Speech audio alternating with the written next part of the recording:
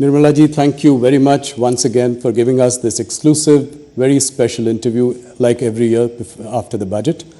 Through our News 18 network, through CNBC, CNBC Awaaz, CNN News 18, you will be able to reach every nook and corner of the country, and investors are glued into moneycontrol.com, tracking every twist and turn of the budget. Thank you so much. My first question, a somewhat obvious question, no SOPs, no populist measures. Even in 2019 interim budget, the government had announced some SOPs, like tax rebates. There were some announcements for the farmers, but none this time. Seems like a very confident Prime Minister going into 2024 elections. You've never looked more relaxed to me before. What was going on in your mind while drafting this? Well, thank you for having me after the budget, like every year. It's a great opportunity to talk to your viewers and also for others who are watching this program more with keenness to know about the Indian economy. Yes, the budget yesterday did not have any SOPs announced.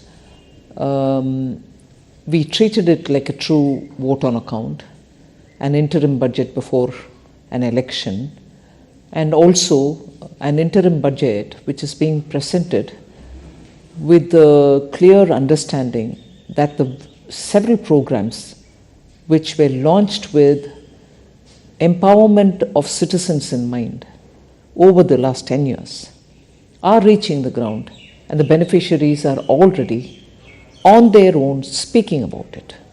The power of word of mouth is very strong.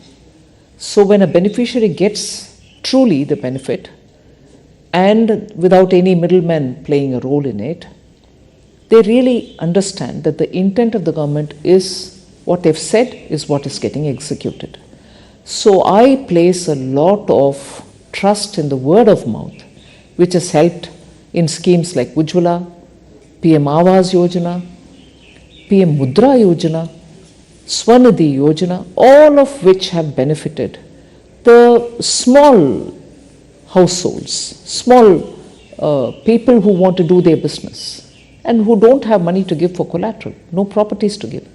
So this government has actually, because of the vision with which Prime Minister is committed to serve this country, is actually serving the common people in letter and spirit. And that is recognized by the people themselves. It's not as if you're saying and you're showing target numbers, you're showing achievement numbers. No, the people in the ground are saying about it. I've got it. And so is my neighbor, so is the neighbor of that household, and so on. So, and that is why I have used an expression, and I mean it when I've said it, that this is secularism in action. This is where we have not shown any difference between members belonging to this community or that community, this religion or that religion, or somebody's relative and not relative. No difference. The project reaches the ground for everybody who deserves to get it. And if they are eligible, they get it, irrespective of who they are. And therefore, in every way, the principle of empowerment, the Sabka Saath, Sabka Vishwas, Sabka Vikas, has been executed in every way. And that is the sense of confidence that the blessings of the people are not just at the time when we gave promises, but the blessings are even now coming in abundantly to say, yes, you've kept up your word. It is what the Prime Minister has also been talking about, the four castes, as he calls it. That's right. The poor, women, farmers, youth. So I think that is the cornerstone of this part, of this speech. Nirmala ji, you've steered the economy in difficult times. If I look at your last 5 years, there's been the pandemic. Right now, 2 wars are going on. Even then, we are projected to grow at 7.3%. Now, if I were to look at the nominal GDP, which has grown only 10.5%, consider an inflation of 4.5%, do you think that 7% itself would be challenging? I mean, do you think it is realistic for us to grow on those lines? The Chief Economic Advisor has also commented in his preface. He's elaborated on how 7% is not difficult to achieve. Globally also, the various organizations which look at economies of all countries, like IMF for instance, has also enhanced their own assessment. So, upgrading our growth estimates is not just singularly our business. People are seeing that fundamentally a lot of activities are happening. The robustness of the economy has not slackened anywhere. It has maintained its, the buoyancy with which things are happening, not just revenue collection when I'm talking of buoyancy. So there is reason to believe, yes, it is possible. And the deflator, not just the inflation, but the deflator itself is constantly, meaning we are looking at controlling inflation, the other factors fall in place, so the deflator itself then plays a role, and therefore we are confident that on the one hand we'll be able to manage inflation, and on the other to keep the robustness in growth so that it is sustained growth. We have made every effort to look at both growth driving elements and inclusivity driving elements so that nobody is left out from this growth process, both to contribute and to gain from. Indeed. Something that has been commented enough, and you've got a lot of accolades for it in this budget. If you look at the fiscal glide path, I think you've beaten estimates. This year you've projected 5.1 next year, so that also looks promising. What is your message to the sovereign rating agencies? You're expecting an upgrade? Well, I would think that they do their job, but periodically it's our business also to bring it to their notice that economy, particularly emerging market economy like India, despite the odds, we are doing a lot of reforms, systemic reforms, which actually you're seeing is bearing the results now. If only Prime Minister Modi hadn't pressed the pedal, let's say the revving pedal, the accelerator during COVID, even as we are managing COVID, we will have to attend to reforms and continue doing the reforms. The Atmanirbhar Bharat announcements were all infused with so much of reform measures. Otherwise, we wouldn't have eliminated more than 68,000 rules, which were just so archaic and were becoming instruments for rent-seeking people. So, systemic reforms have continued. Whether it was pre-COVID, GST and IBC, together with very many other reforms like professionalizing public sector banks and so on, the emphasis on reform has given us adequate rewards, and we'll continue doing that. That is why even in the budget, we have emphasized on transparency. We have emphasized on getting everything on board the budget process itself, rather than keeping it outside of the budget or underneath the carpet. These are not small steps, and that has been consistently done in the last 4-5 years. And before that, as I said, IBC or banking reforms, the 5 major recognition R's, as we say, of the problem. So, to list it, there are so many, some small, some very big. The small ones having very big implication in making the economy much more cleaner and open and transparent. The bigger ones which are bearing results in terms of the money that you collect in GST. These are not small steps. So that is the one which I would play as important indicators which rating agencies should look at comprehensively, rather than look at just one detail here, one detail there. Macroeconomic stability is also very well kept up. No, glad you mentioned reforms. I think big message coming from you that the government will continue on the road for reforms. What are the, I've said this to you before, that, cutting the rich tax last year, in an election year, before that, cutting the corporate rate tax. I mean, you've taken some bold measures. What are the next level of reforms that we can expect from you? Broadly, I mean, directionally. No, first of all, as I said, the system to become more transparent, more things will have to be done in order to make sure that we work together with states. It's one thing for the union government to work on those areas which are exclusively with the central government. But where there are overlaps, there are some states which have come about enthusiastically to say, yes, we should benefit also from this vibrancy which results after such measures are taken. And therefore, when reforms are talked about, we normally always say 3 levels where it has to be carried out with the same vigor. The central government, the state government, and then the local bodies. Yes. Now, working with the state governments has already started happening. The last few years, you see very many areas where we are working together. The local body level, the municipal, urban local bodies, the panchayats, we need to have greater interchange of ideas and working together with them also. That will also continue now. Okay.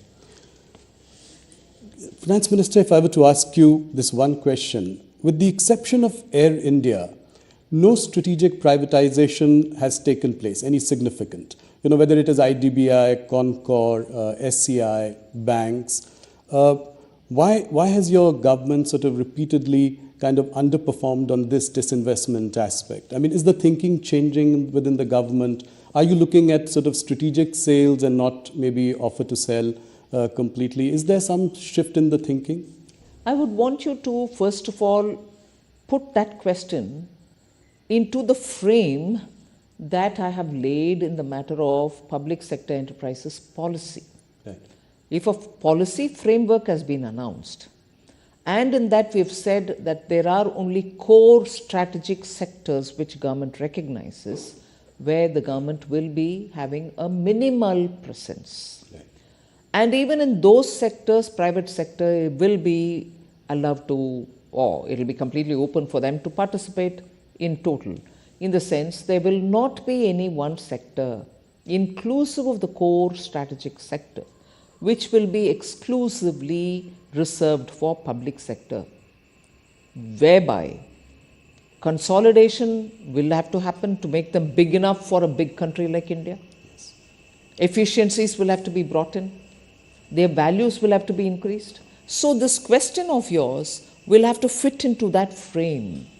I will not reverse any of the cabinet approved decisions. Okay. But at the same time, you should probably also have noticed that for each of them, we are working to make sure that we are not allowing them to remain there till they are getting disinvested.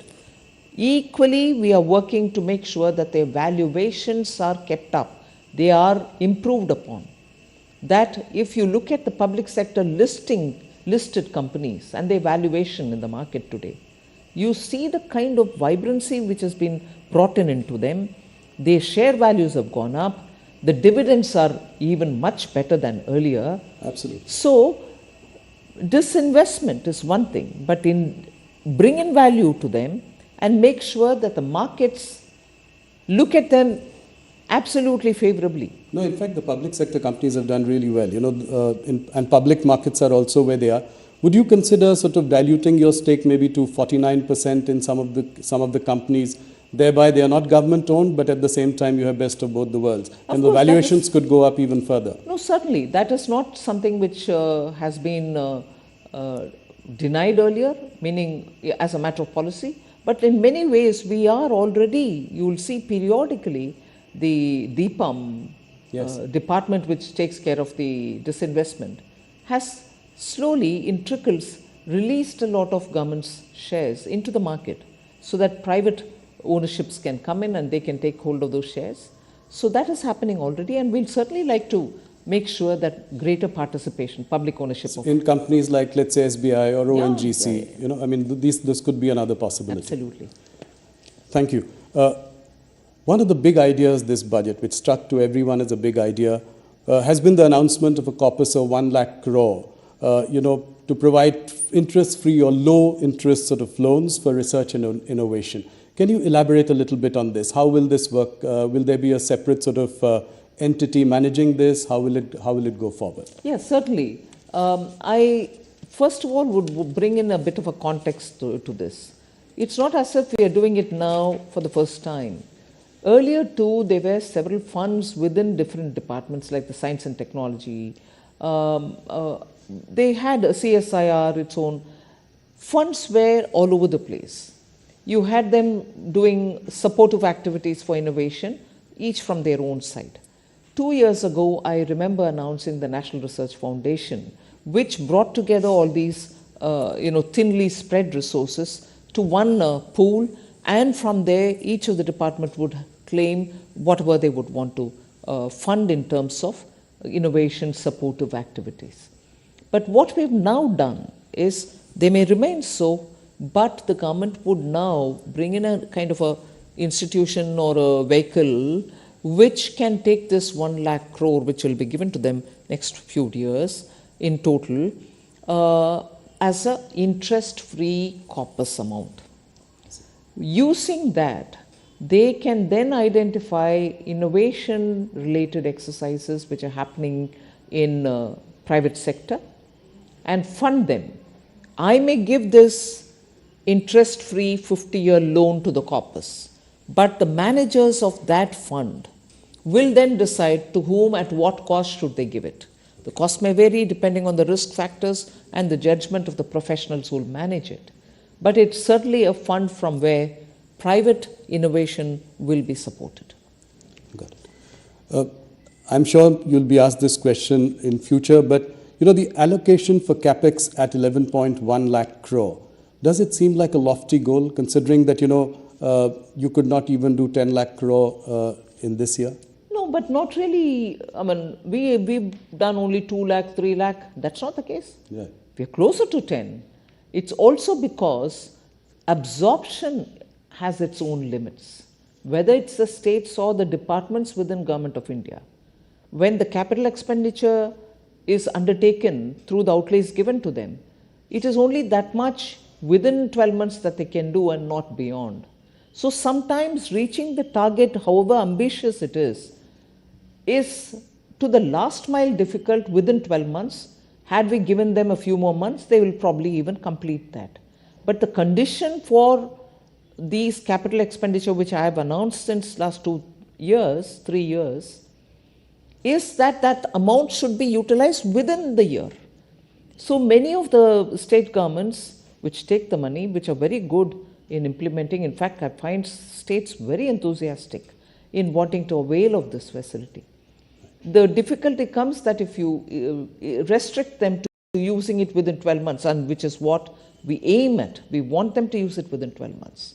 So I'm not saying restrict in that sense, but within 12 months when you are expected to spend that money, there are times when completely utilizing it becomes difficult. They partly use it. That is why 10 lakhs you might reach 9.2 and not touch 10, but achieving 9.2 within a matter of 12 is, I think, good enough. So to increase it to 11, I'm very hopeful it will definitely get used. And the amounts which are being given to the states are also having high utilization.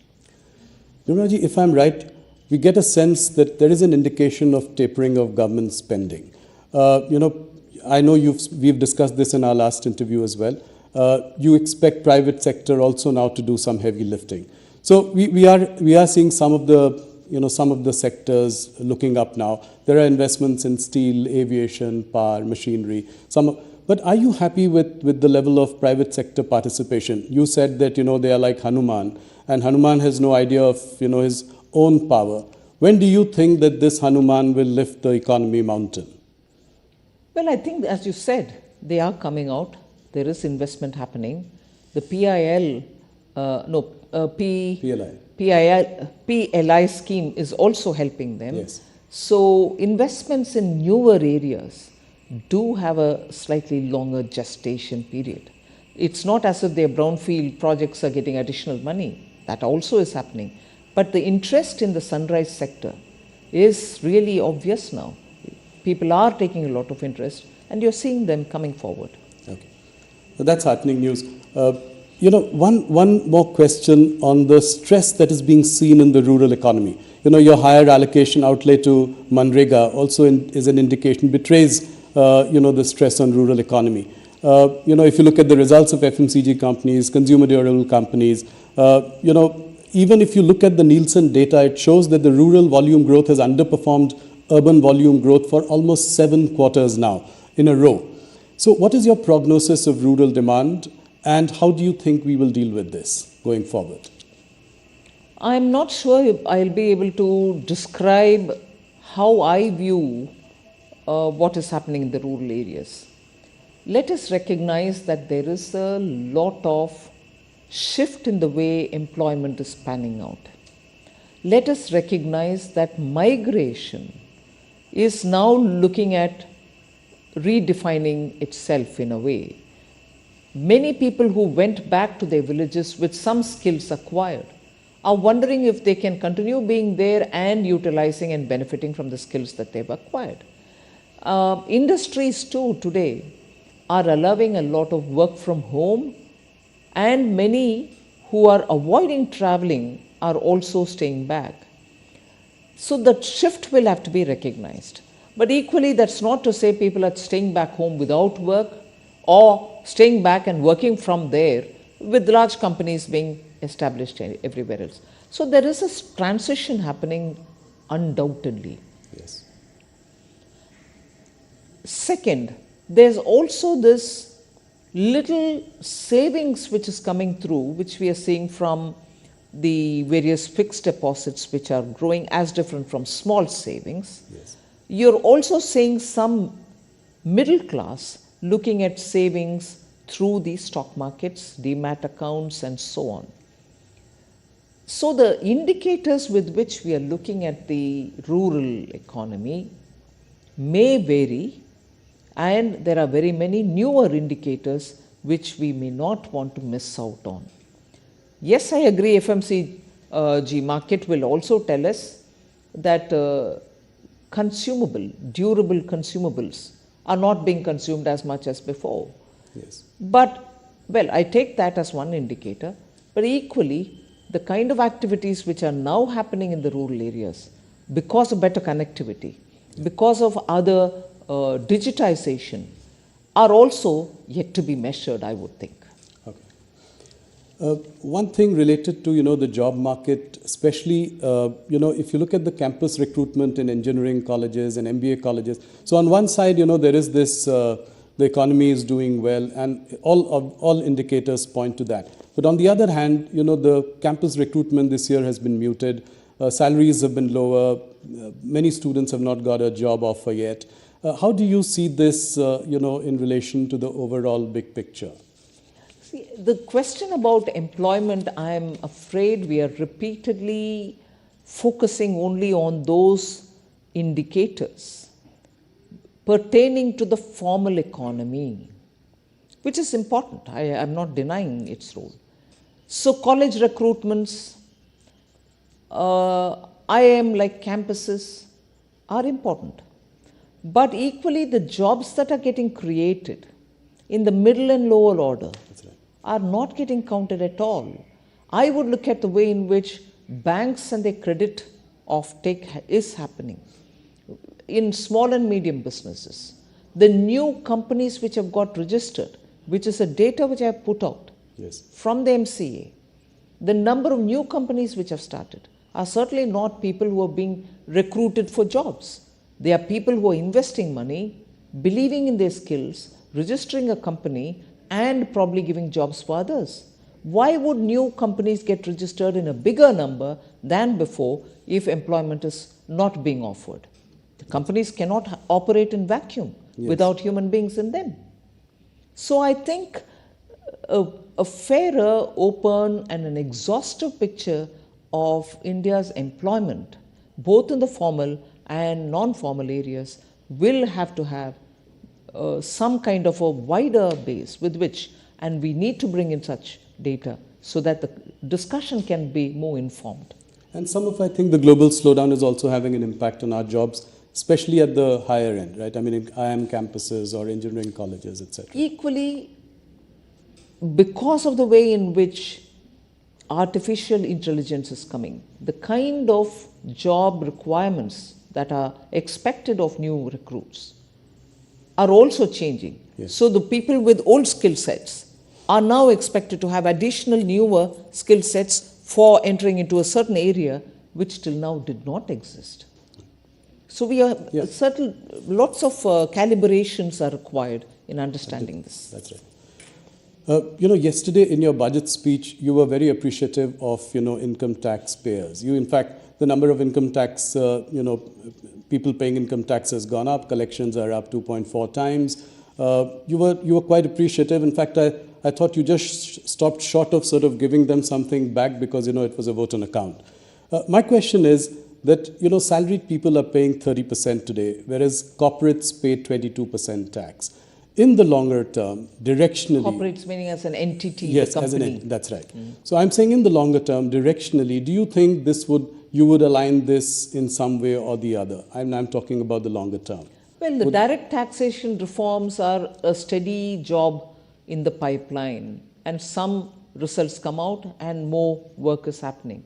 So direct taxation is something on which one ease of the taxpayers' facilitation which has to be improved, and also one of the things happened yesterday, one of the serving the customer better business in the taxation regime happened yesterday, but more work can always be done.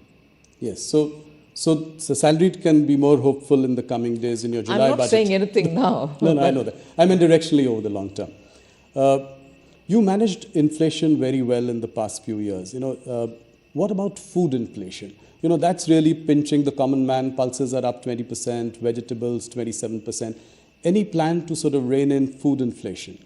See, food inflation cannot be spoken as one basket. Yes. Or one item.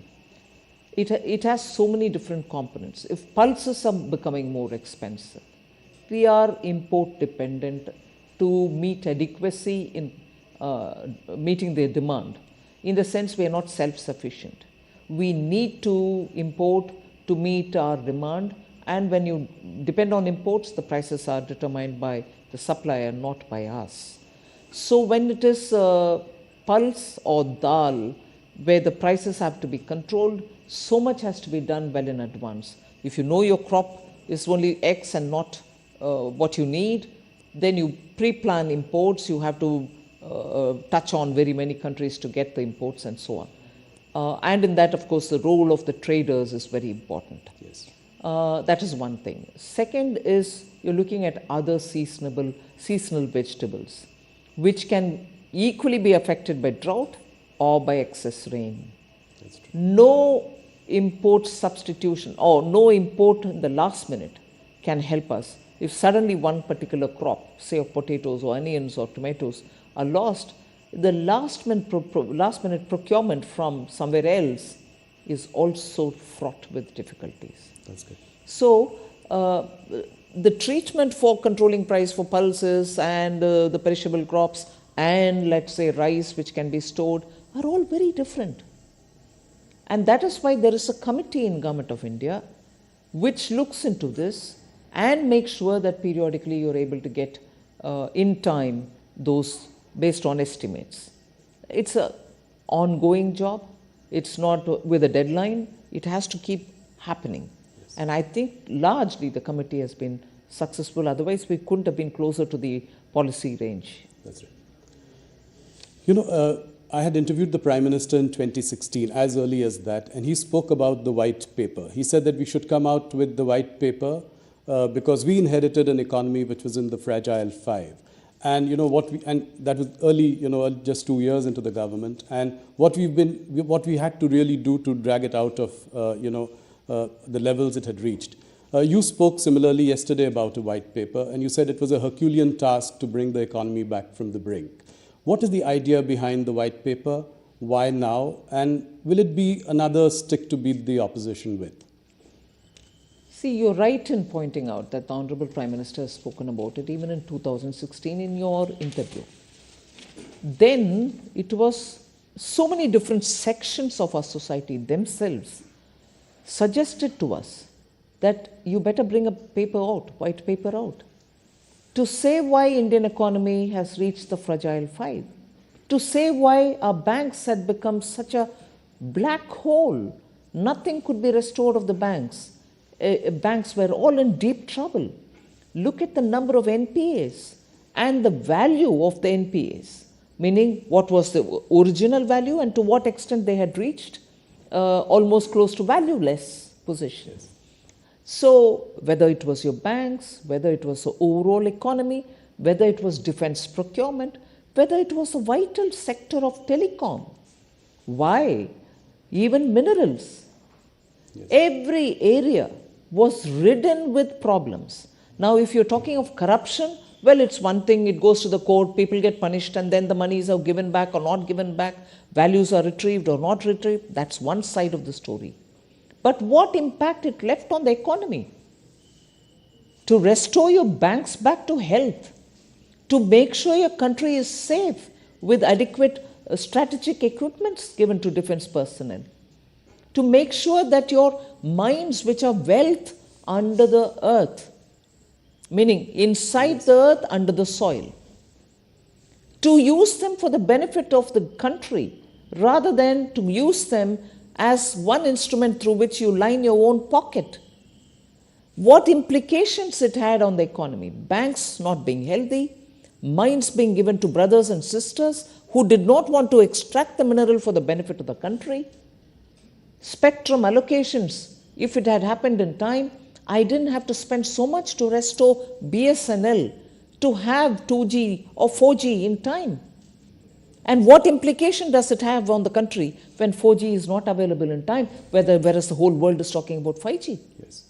So the kind of impact that it had, the mismanagement, it is not just talking about, policy paralysis for a fragile five. It's talking about every one of these steps, which one in morally, which number one, morally was immoral, in the sense was not right, and equally the kind of positive effect, if it had happened very well in a transparent fashion, it would have had on the economy. We lost 10 glorious years, and to restore it to that position back and then to pull it up to now get closer to the world's third largest economy is a Herculean task, which I'm grateful this country had a Prime Minister like Modi ji, who single-mindedly said, I will restore this economy back, it's my service to the nation. Yes. Otherwise, it wouldn't have happened. So why the white paper now? Yes. We've had 10 years, and prior to that, there was a 10 years where you saw all this happening. Policy paralysis, corruption, nation losing its endowments, and so on. 10 years under Prime Minister Modi. What kind of course corrections had to happen? Yes. What kind of restoring confidence had to happen? What kind of pulling back from rut that had to happen? And equally, making sure you're purchasing the equipments, you're removing BSNL from distress, you're making sure BSNL employees are given their due, you're making sure the country gets 5G, not just 4G. Look at the coverage India has in 5G today. I agree. All this, and to make sure that the investor confidence is not just intact, but is growing, that within a matter of 8 years, I would say, we've reached $596 billion US dollars as our foreign exchange reserve. Just compare that with the last 10 years. At least for the sake of the elected honorable representatives who are sitting in the parliament, they should know what was it then, what effort it took to restore it here, and what we should not therefore ever imagine or dream of doing in personal interest, forgetting the nation. Why now? Parliament should know. 2, at that time, had Prime Minister Modi not taken the call that in the interest of our nation, I would not bring it out. He didn't bring the paper then, white paper then, because you put the nation first. You say, if I do it now, I can be happy, but the confidence in our country would have been lost. Investors wouldn't have come. Our own people would have lost faith in the systems. They would say, oh my God, this government will come, eat away and go. That next government can come. It'll do its own, but we're all languishing. The faith in institutions, in government, in leaders, in politics would have been lost in the minds of people. And I'm so grateful that the Prime Minister didn't do it then. He restored it all, put India on such a wonderful track towards becoming third largest economy, and then so that all of us know what it took and what we shouldn't do in the future, this paper. So when do you table it? Well, sooner, I suppose.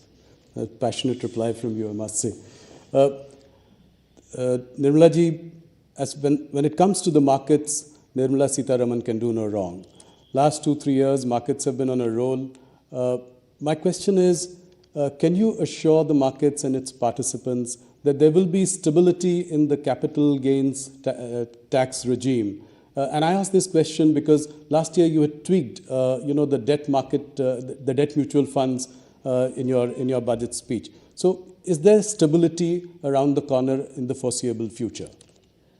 Policy stability is one thing which Prime Minister really lays a lot of emphasis on. Yes. He doesn't like periodic tweaking. He would tell you it's only 2 years, it's only 3 years, let it play out, let it settle down and so on. So he's never in favor of quick twists and turns. Right.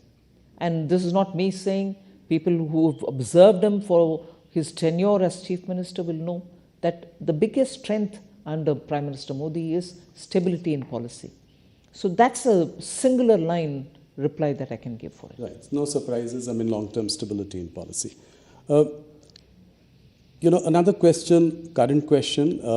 RBI has imposed restrictions on the operations of Paytm Payments Bank. I don't, want to go into the details, but just a question is, what is your message to the fintech industry?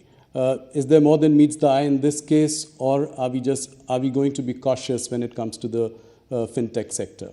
No, I wouldn't want to comment on any one particular company, okay. But fintech is an area in which all of us are very enthusiastic.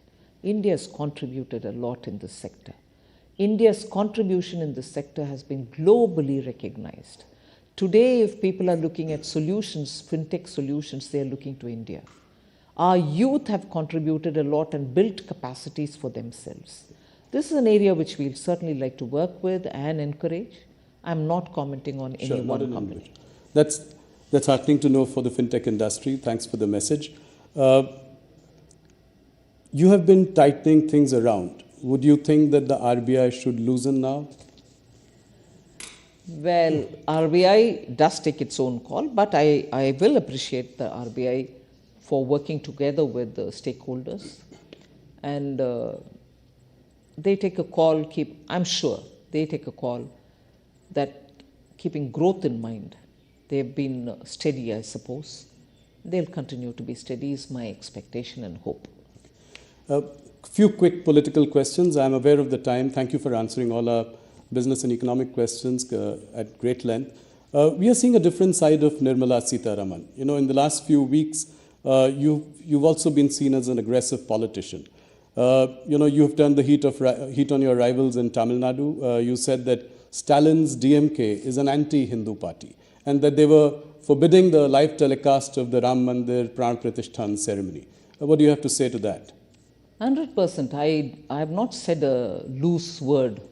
I did mean what I say, and I do truly believe that repeatedly they attack on Hindus in Tamil Nadu in layers which are seen and in layers which are not seen have been felt for a long time.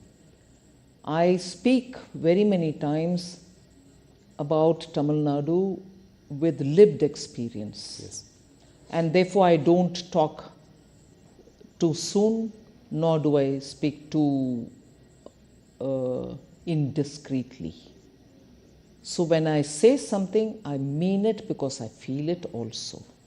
I do corroborate with data, with actual ground activities, and then only comment.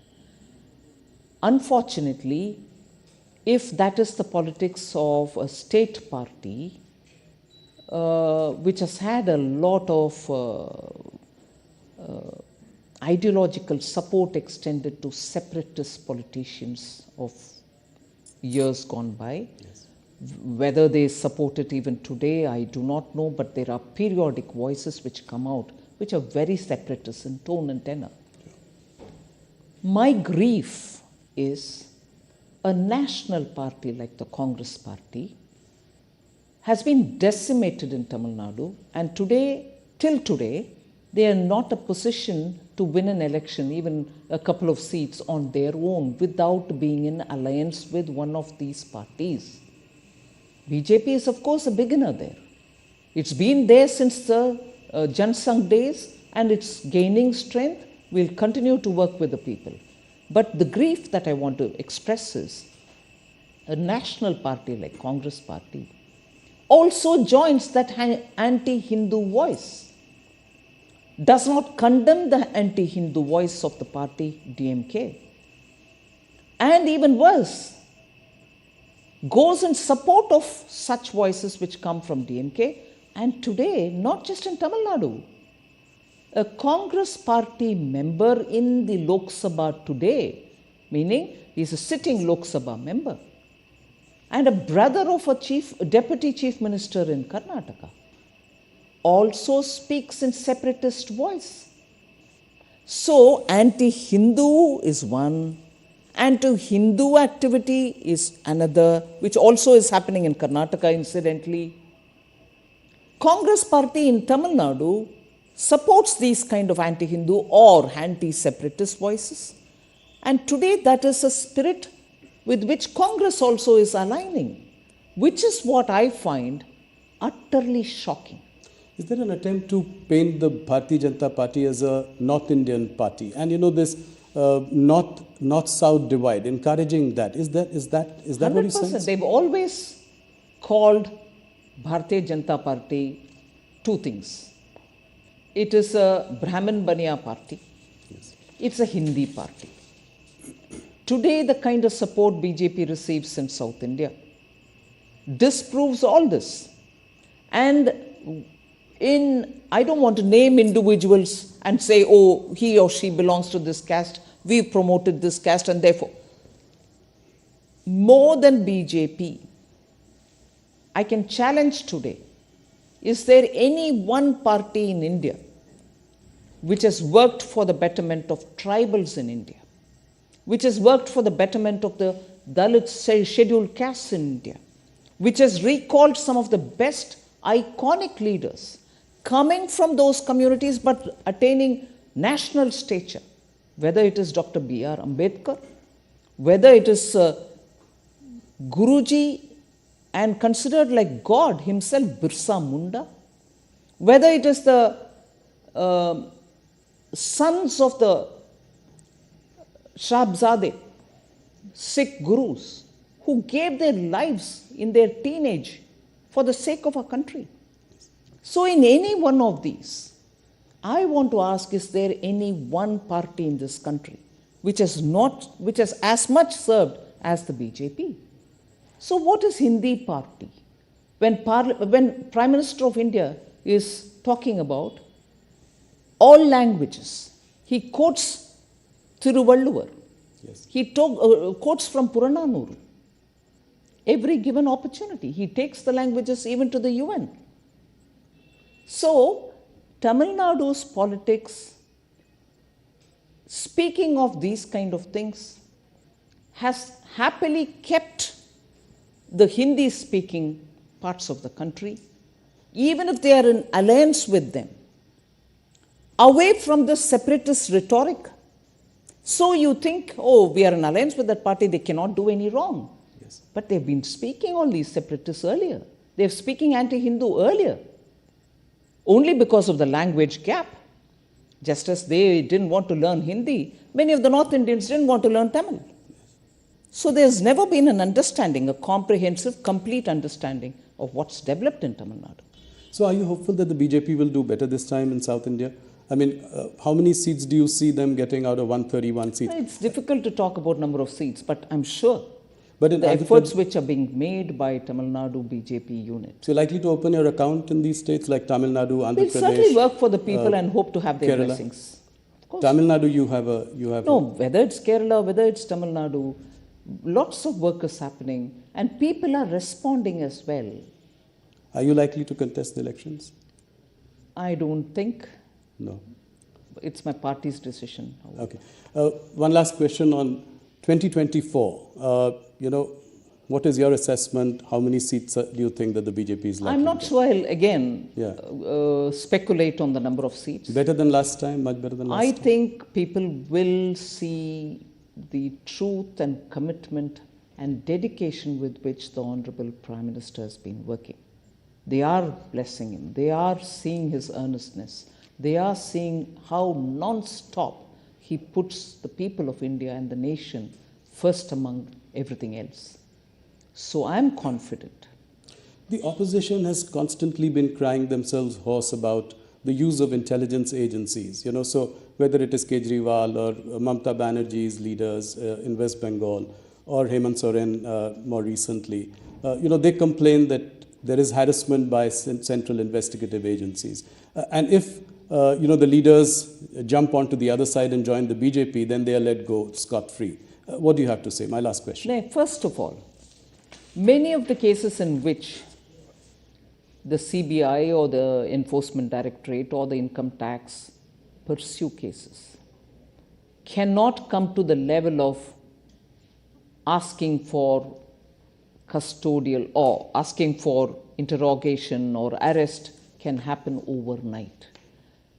You will be surprised in many of these cases. The cases were originally filed during UPA times. Many of these cases belong to that era. You know the Indian system, the level and the time consumed for each stage to mature. And to reach a stage where summons are being served, it consumes a lot of time. Many of these are from that era case. So it's not as if we've done it. One, second, a survey or a search happens. Tell me if they've come empty-handed. Roomfuls of cash. Equally, when we are talking about common man adopting to technology, doing digital payment, you have people sitting with tons of currency notes in their homes. Nowadays, everything is videographed. I can't sit here and say, I found so much cash in your house without a proof. The video shows in the bathroom, in the bedroom, in lockers, tons of cash being kept. What explains that? So it's very well to use that as a whip to hit at the ruling party to say you're using the Enforcement Directorate or CBI. These are professional agencies. They take huge time to make their cases compact and ready because everything is now monitored by the court once the charge sheet is filed. Yes. And you have to submit the documents to the court. You can't just go there and say, I found this, I found that. Records prove it. So, era is changing. People don't like to have corrupt leaders. So when the Enforcement Directorate go and knock at the doors and come out with such pictures, common people are seeing it. You may cry hoarse, as you said, saying it is being politically used. I'm sorry. It is something which was case from your era. You filed a case against your own ally. There are partners in crime. And then there are partners and enemies also. Yes. Nirmala, thank you so much for answering all our questions. You answer economic questions and political questions with equal felicity and passion. It's always such a pleasure to speak to you. Thank you so much. Thank you very much, Rahul. I know I've overshot the time. I mean, I've been given 45 minutes. I think I've managed. 48. No, I'll ask her if it is comfortable. Otherwise, we can use this in Hindi as well. So that it was a great interview. That's fine. Thank you so much. I hope you liked it. And for the next budget, please go back to being with us first. God knows where who's dealing with the budget next year is something else. No, I'm sure.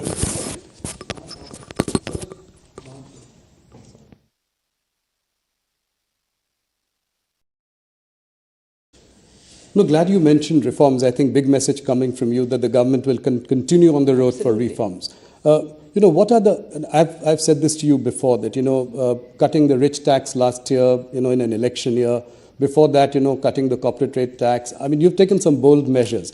What are the next level of reforms that we can expect from you broadly? I mean, directionally. No, first of all, as I said, the system to become more transparent, More things will have to be done in order to make sure that we work together with states. It's one thing for the union government to work on those areas which are exclusively with the central government. But where there are overlaps, there are some states which have come about enthusiastically to say, yes, we should benefit also from this vibrancy which results after such measures are taken. And therefore, when reforms are talked about, we normally always say 3 levels where it has to be carried out with the same vigor. The central government, the state government, and then the local bodies. Yes. Now, working with the state governments has already started happening. The last few years, you see very many areas where we are working together. The local body level, the municipal, urban local bodies, the panchayats, we need to have greater interchange of ideas and working together with them also. That will also continue now. Okay. Finance Minister, if I were to ask you this one question, with the exception of Air India, no strategic privatization has taken place, any significant. Whether it is IDBI, Concor, SCI, banks. Why has your government sort of repeatedly kind of underperformed on this disinvestment aspect? I mean, is the thinking changing within the government? Are you looking at sort of strategic sales and not maybe offer to sell completely? Is there some shift in the thinking? I would want you to, first of all, put that question into the frame that I have laid in the matter of public sector enterprises policy. Right. If a policy framework has been announced, and in that we have said that there are only core strategic sectors which government recognizes, where the government will be having a minimal presence. Right. And even in those sectors, private sector will be allowed to, or it will be completely open for them to participate in total. In the sense, there will not be any one sector, inclusive of the core strategic sector, which will be exclusively reserved for public sector, whereby consolidation will have to happen to make them big enough for a big country like India. Yes. Efficiencies will have to be brought in.